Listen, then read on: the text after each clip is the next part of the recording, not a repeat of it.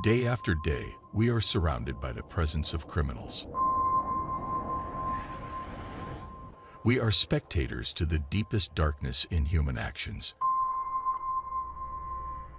and the bizarre reality that someone's suffering can be a form of pleasure. As dedicated investigators of the criminal world, we're on a mission to uncover the most shocking crimes and get inside the minds of those who commit them. I am Luke, and today I bring you another unreal true crime.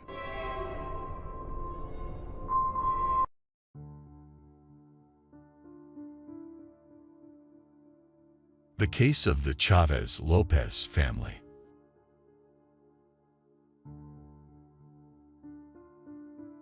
On the morning of December 2, 1991, in Ecatepec, Mexico, a mariachi returning from his nightly work was walking home, as usual.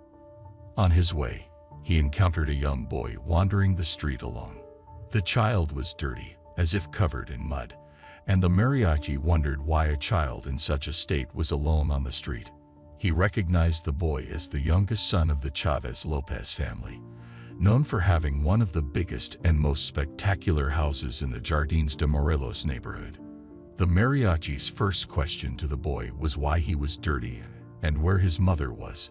The boy, 3 years old, could walk and talk, but not clearly, making it difficult to understand him.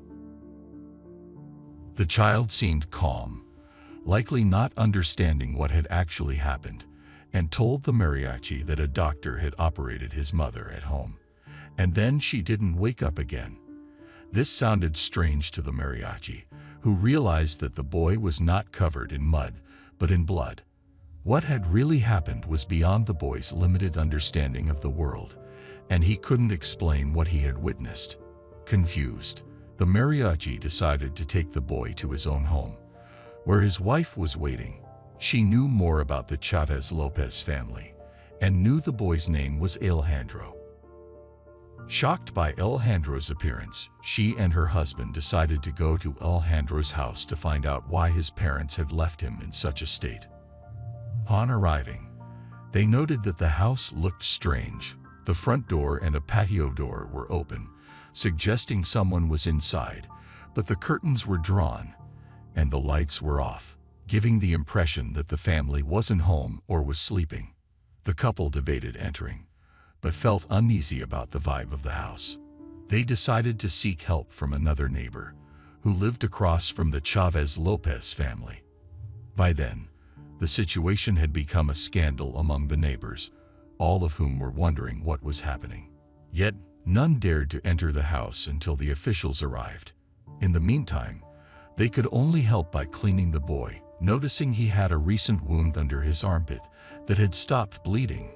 Given the dried, darkened blood on the boy, initially mistaken for mud, it was inferred that whatever had happened occurred several hours earlier. Shortly after, a police patrol arrived, and the testimony of the two officers about what they saw inside conveyed the terror they felt each time they thought about it. Upon entering the house, they immediately sensed a heavy atmosphere.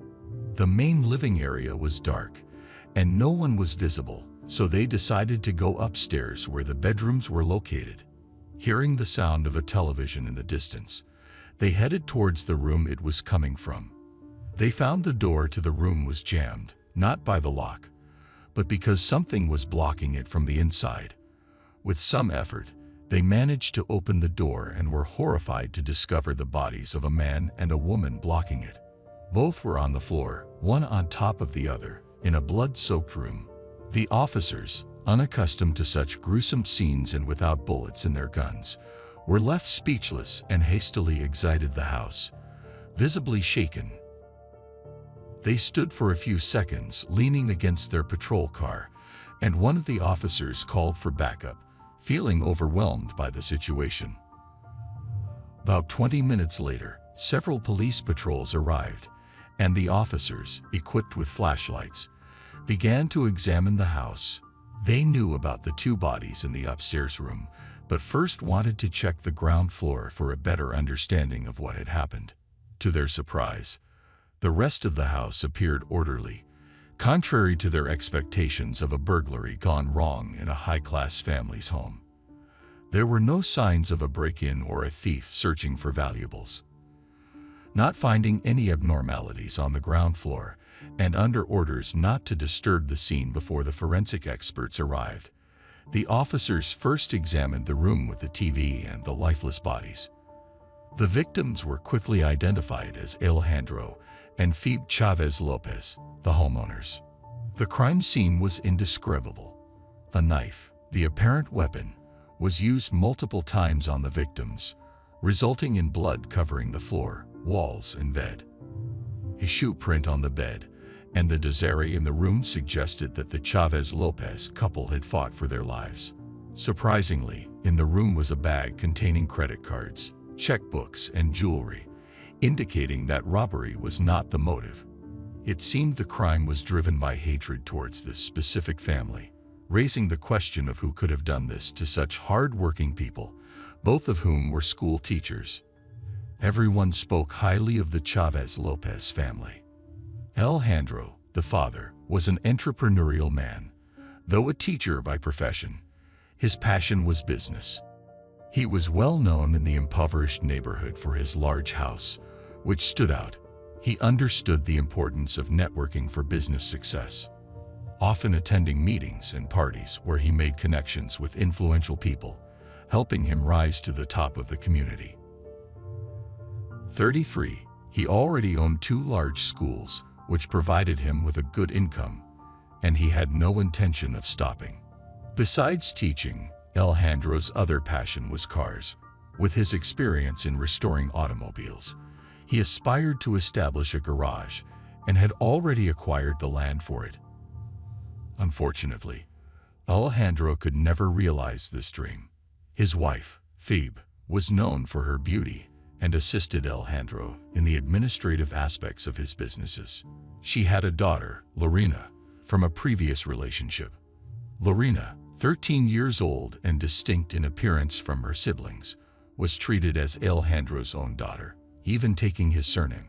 The other children, Jasmine, 10 years old, Erica, 8 years old, and Alejandro Jr., 3 years old, were from Phoebe and Alejandro's marriage.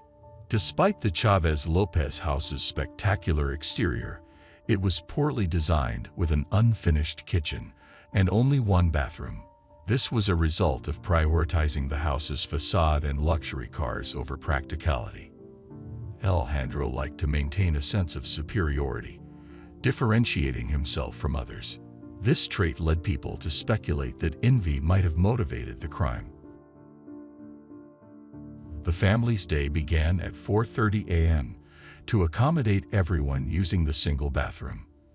Alejandro, not satisfied with the local school standards, sent his children to a school 2 hours away, resulting in much of their day spent in the car.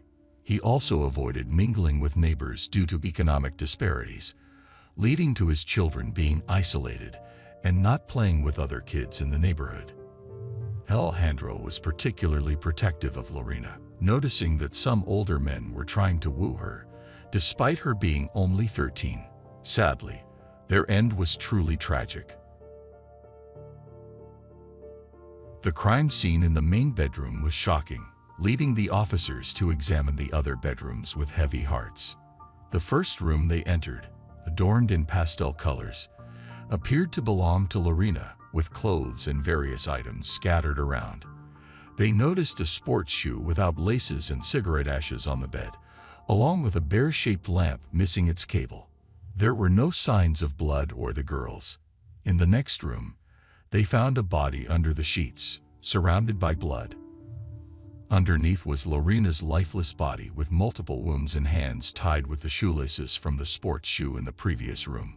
The last room, more of a storage area without windows, held the lifeless bodies of Erica and Jasmine, their hands bound with the cable from Lorena's bear-shaped lamp. Alejandro Jr., the 3-year-old, was the sole survivor of this massacre.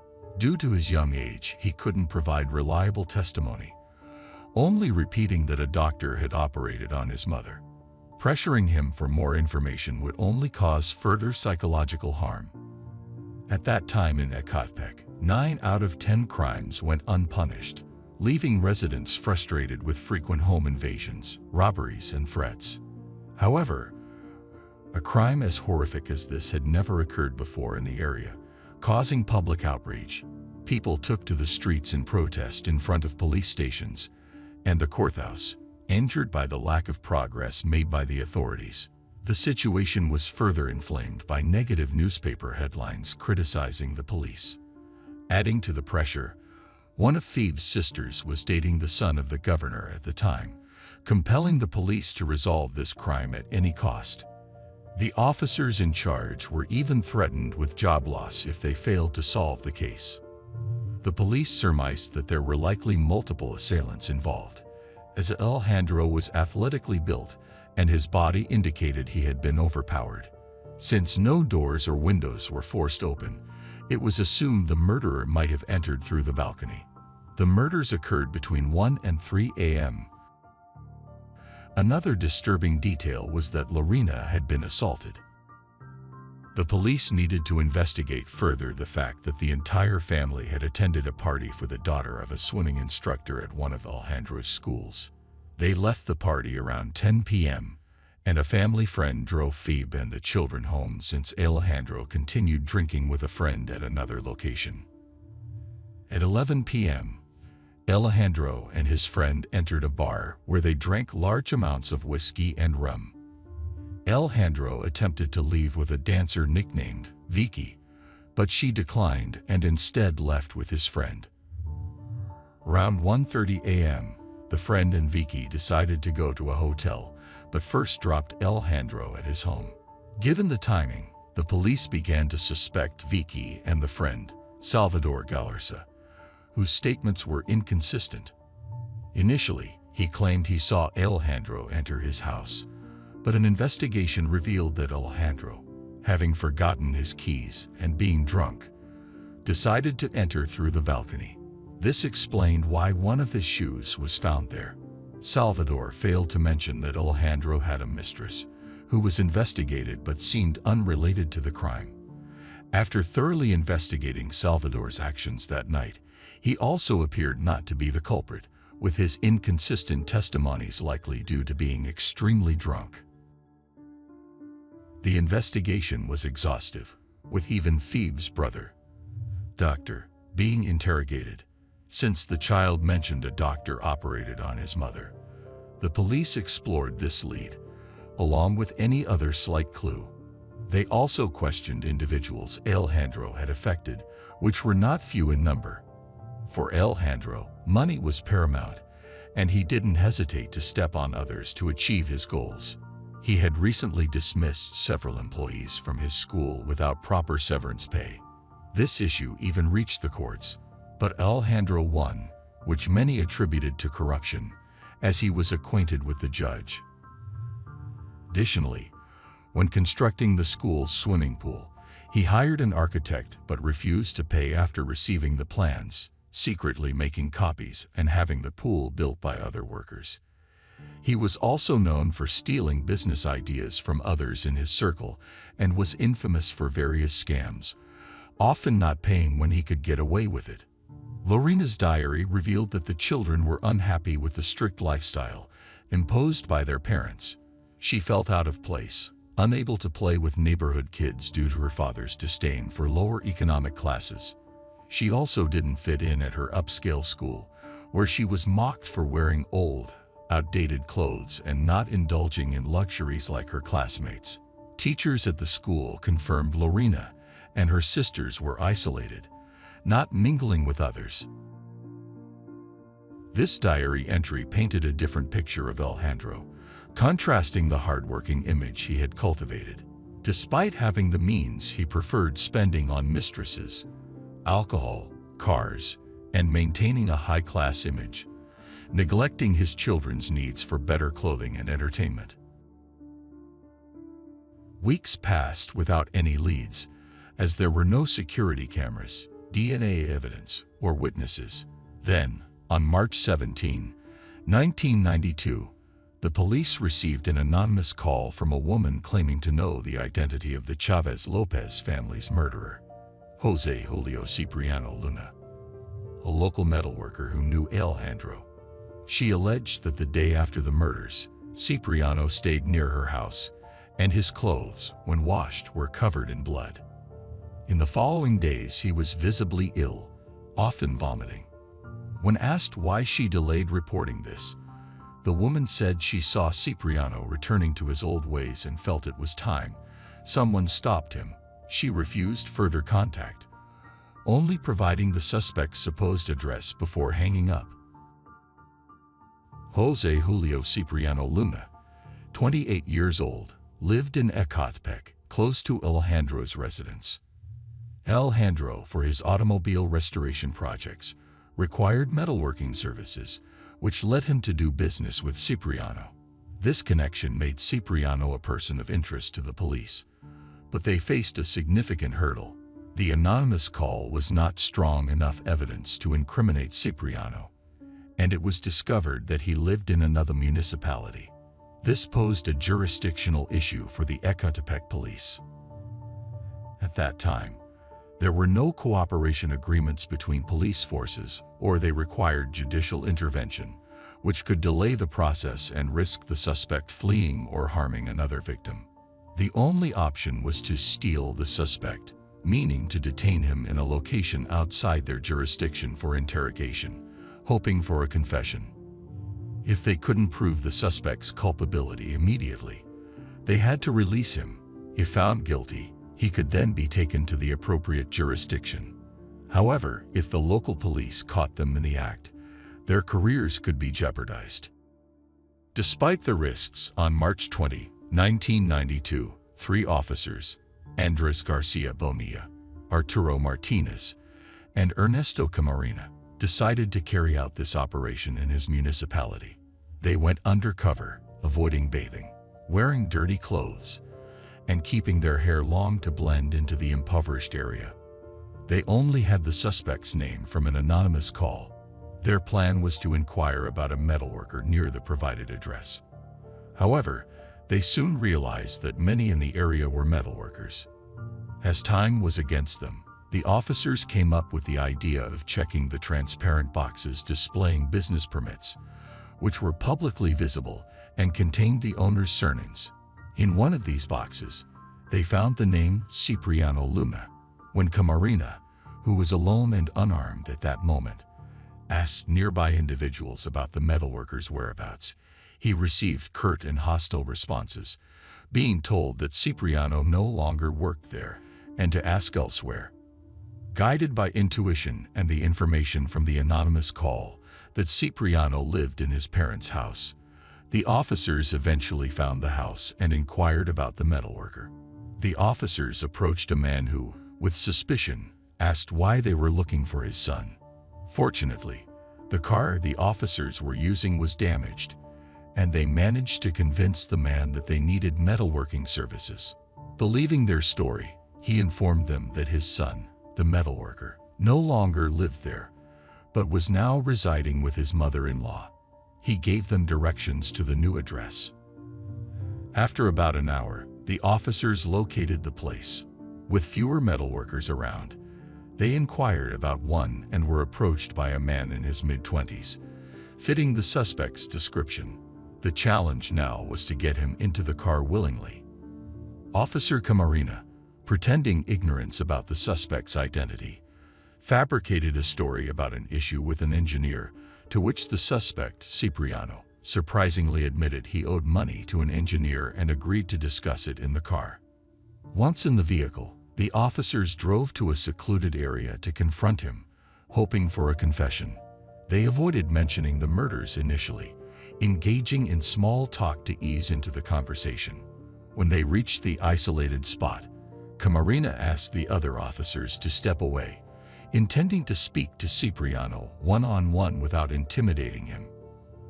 Unsure how to get Cipriano to talk about the case, Camarena showed him a photo of the Chavez Lopez family. Cipriano's expression remained unchanged, but his eyes widened dramatically, betraying his shock. He tried to maintain composure, denying knowing the family. Officer Camarena confronted him directly about his involvement in the crime, leading Cipriano to break down and offer 10 million pesos for his release, claiming the money was at his father's house. Camarena cleverly did not immediately accept or reject the offer but asked for the location of his father's house, confirming it was the same house they had visited earlier. Pressing further about why Cipriano was so eager to bribe him, Cipriano became visibly nervous. Realizing he had trapped Cipriano, Camarena finally got him to confess to committing the crime. The details Cipriano provided about the house, the timing, and the condition of the bodies deeply disturbed Officer Camarena. He had become obsessed with the case, meticulously investigating every aspect, and learning the gruesome specifics from Cipriano turned his stomach. Cipriano also revealed he had 2 accomplices, one of whom had assaulted Lorena. This new information meant that the police now needed more physical evidence to track down the other 2 culprits. During the investigation, Phoebe's sister was asked to check the Chavez Lopez house for missing items. Among the few things stolen were a videocassette recorder and a gold pendant that she had given to Phoebe. These items were later found at Cipriano's house, confirming his involvement. Cipriano confessed the motive behind orchestrating the murders was rooted in his resentment towards Alejandro. Alejandro had hired Cipriano, a humble metalworker, to restore one of his cars. At one point, Alejandro felt that Cipriano was taking too long to finish the job and decided to retrieve his car from the garage without paying Cipriano the owed 600,000 pesos, equivalent roughly $100. Cipriano harbored deep resentment and anger towards Alejandro, who flaunted his wealth yet refused to pay for services rendered. This resentment grew into fantasies of revenge, which materialized when Cipriano met others who also despised Alejandro. One accomplice, Alejandro Cruz, 18, was a street vendor, while the other was Adam Robledo, 20 years old. On December 1, 1991, the day before the murders, the 3 suspects attended the same party as the Chavez Lopez family. Alejandro was the center of attention at the event, laughing and drinking with his friend. During the night, Cipriano approached Alejandro to ask for the money he was owed, only to be dismissed and told he wouldn't be paid as the job was incomplete. Later that night, Adam, who was infatuated with 13-year-old Lorena, began talking to her. Upon discovering this, Alejandro confronted Adam, berating him and asserting that he had no right to consider himself Lorena's equal or to be near her. Alejandro, tired of the tensions at the party, decided to leave around 10 p.m. Shortly after his departure, a commotion erupted at the party. Adam, who had been pursuing Lorena, was caught with his pants down, assaulting another girl. This scandal quickly spread through the party, resulting in Cipriano, Cruz, and Adam fleeing after stealing kitchen knives for self-defense. Later, as they wandered the neighborhood drunk, they came across Alejandro's house around 2:30 a.m. Cipriano, filled with rage at the sight of Alejandro's wealth and remembering his unpaid debt, decided to take action. Adam, still angry about how Alejandro had treated him earlier, agreed. The third accomplice, Cruz, skilled in picking locks, enabled them to enter the house, leading to the tragic events that unfolded.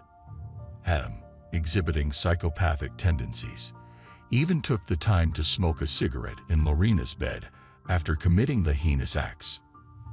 Alejandro, too intoxicated to fight back, was defenseless against the attackers armed with knives. The confessions of the criminals, along with the testimonies of Adam and Cruz, who were quickly apprehended, corroborated the entire story. Each of the 3 men was sentenced to 250 years in a maximum security prison. The gold pendant found in Cipriano's possession was a critical piece of evidence in the trial. They were confirmed as monstrous individuals, with their confession revealing they hadn't seen any children in the house as they committed the crimes in the dark. This likely spared the life of 3-year-old Alejandro Jr., who was sleeping in his crib at the time. The child later told his grandfather that he had climbed out of his crib, which explained his injury, and unsuccessfully tried to wake his parents before leaving the house. He was eventually found by the mariachi. While Alejandro had made several enemies, the extent of the crime committed by these criminals was far beyond any reasonable retribution for his actions. To end on a positive note, Officer Camarena was recognized and promoted for his work in solving the case, a deserving accolade given the gravity and complexity of the investigation. And that's the end of today's case. As always, I appreciate your support for my work. If you subscribe, like, and share this video, it will help me continue creating content. This was another episode of Unreal True Crime. See you soon.